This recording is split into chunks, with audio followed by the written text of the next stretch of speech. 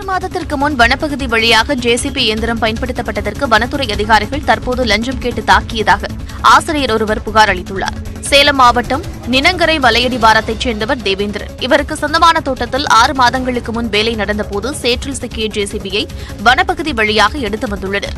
இந்நிலையில் வனப்பகுதியை சேதப்படுத்தியதால் அபராதம் விதிக்கப் போவதாக கூறிய தம்மம்பட்டி வனத்துறையினர் 50,000 லஞ்சம் கேட்டதாக கூறப்படுகிறது. வணக்கம் சார். வணக்கம் சார், நான் தேவேந்திரன் பேசுறேன் சார்.